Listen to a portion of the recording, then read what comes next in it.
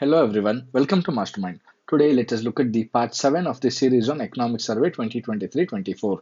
Hope you people have watched all the earlier 6 parts and have noted down all the important points that were told in those 6 parts. Now let us get started with the 7th part.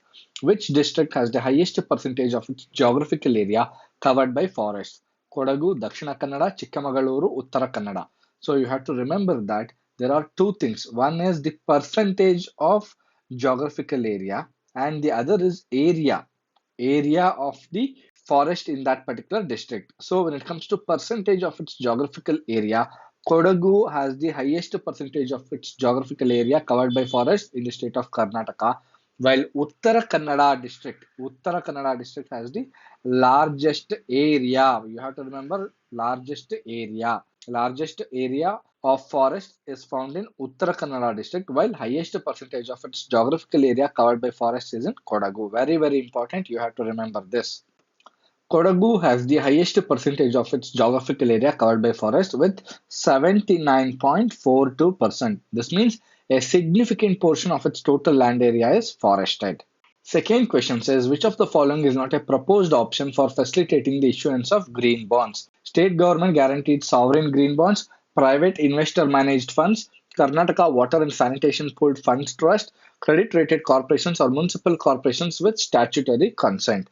Even if you don't know the answer for this particular question, you can still arrive at the right answer. There's a trick here.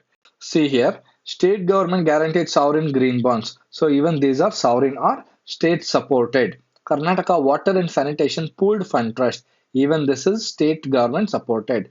Credit rated corporations or municipal corporations. Corporations and municipal corporations, they come under state government.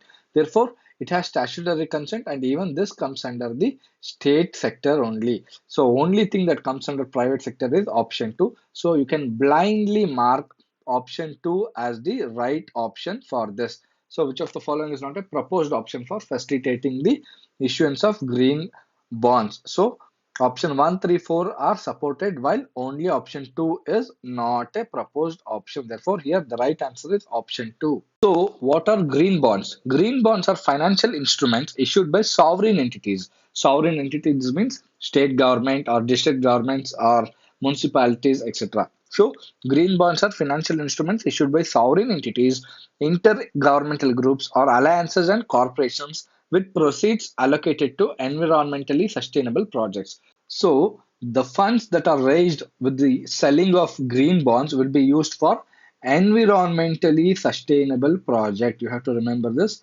Environmentally sustainable projects. Indian governments issued the framework for sovereign green bonds on November 9, 2022. These bonds have become significant in addressing climate change and related changes over recent years. So, as all of you know that climate change is a very serious problem nowadays. Therefore, in order to mitigate the effects of climate change, the sovereign entities have come up with new bonds known as green bonds. According to the International Finance Corporation, a World Bank Group institution, climate change poses substantial risk to communities, economics, agriculture, food, and water supplies. And then substantial financing is necessary to mitigate these risks. And green bonds serve to link environmental projects with capital markets and investors. That means through capital market, the sovereign entities will be able to raise funds to mitigate the effects of climate change, channeling funds towards sustainable developments. Green bonds offer a means to hedge against climate change risk while potentially providing equal or better returns compared to traditional investments. Therefore, consequently, the rise of green bonds and green finance also helps to reduce the appeal of high carbon emitting projects. What are high carbon emitting projects? So suppose if an industry is emitting high carbon project, then it can use carbon offsetting or carbon trading mechanism in order to mitigate the risks of climate change. It's an entirely different concept. So we'll be looking at it later on Mastermind e-paper. In the fiscal year 2023-24, approximately rupees 1,000 crore will be raised through green bonds. According to Economic Survey, it was stated that in the fiscal year 2023-24, it was actually planned to raise about 1,000 crore by municipal corporations to develop clean and sustainable cities. And to do this, the issuance of green bonds were facilitated through the following option. The first is state government guaranteed sovereign green bonds. So state government itself guaranteed the sovereign green bonds. Second is Karnataka Water and Sanitation Pooled Fund Trust managed by KUIDFC. And then eligible credit rated corporations or municipal corporations with statutory consent. So you have to remember these three. These three are the methods through which green bonds were issued to raise 1,000 crore to mitigate the effects of climate change or environmentally sustainable projects. Third question says, how many taluks in Karnataka have been declared as drought affected in 23-24? 96, 196, 223, 236, 27. So here the right option is option 2, 223. There are totally 236 taluks. Out of 236 taluks in Karnataka, 223 have been declared drought affected. So, out of 236 taluks in Karnataka, 223 have been declared drought affected in the fiscal year 2023-24. Please remember 223.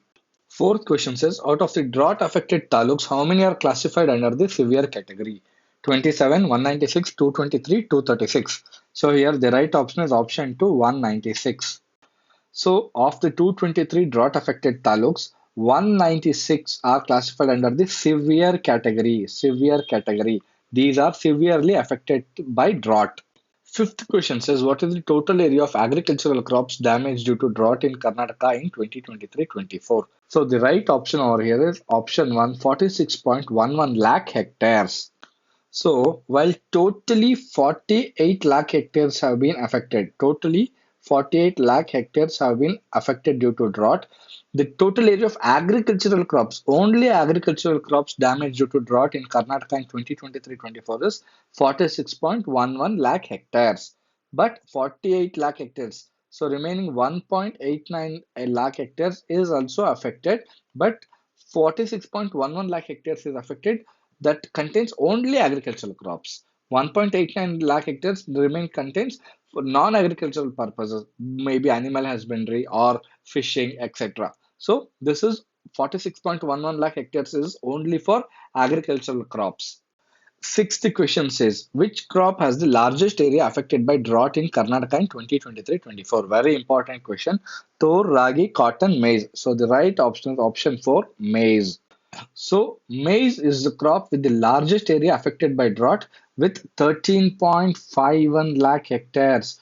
13.51 lakh hectares damaged. Very, very important. Maize is the crop with the largest area. So, out of the 46.11 lakh hectare affected, 13.51 lakh hectares belong to maize and it is the crop with the largest area affected by drought. Seventh question says, which district has the largest area of crop loss due to drought in Karnataka in 2023-24?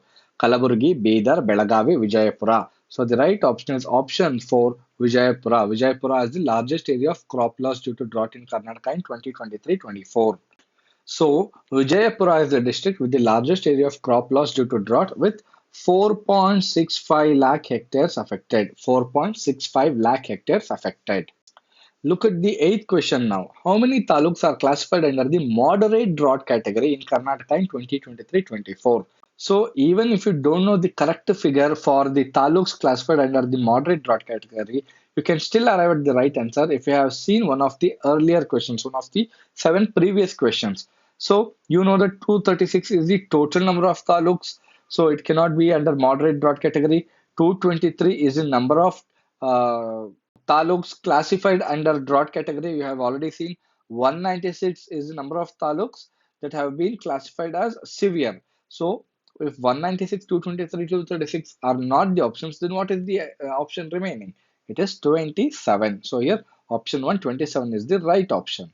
So there are 27 taluks classified under the moderate drought category in Karnataka in 2023-24. Ninth question says, which of the following districts was not listed as one of the most affected by crop loss due to drought in Karnataka in 2023-24? Bidar, Belagavi, Mysuru, Kalaburgi. So here the right option is option 3, Mysuru. Bidar, Belagavi and Kalaburgi. All these three were severely affected. So the districts listed as the most affected by crop loss due to drought are Vijayapura, Bidar, Belagavi, Kalaburgi, and Vijayanagar. Mysuru is not among the most affected districts according to Economic Survey 2023-24. Tenth question says, Which district has the least forest area in terms of percentage of geographical area? Raichur, Koppal, Vijayapura, Kalaburgi. So again, the right option is option 3, Vijayapura. So Vijayapura has the least forest area in terms of percentage of geographical area with only 0.26%, only 0.26%, and also Vijayapura has the least forest area in terms of area as well. So you have to remember this. Kodagu has the highest forest area in terms of percentage. Uttara Kannada has the highest forest area in terms of area, while Vijayapura has the least forest area in terms of percentage of geographical area as well as area wise too. So, with this, we have come to the end of part 7 as well. Please note down all these points and go through these videos regularly and meticulously and repeatedly and revise these things regularly. Thank you.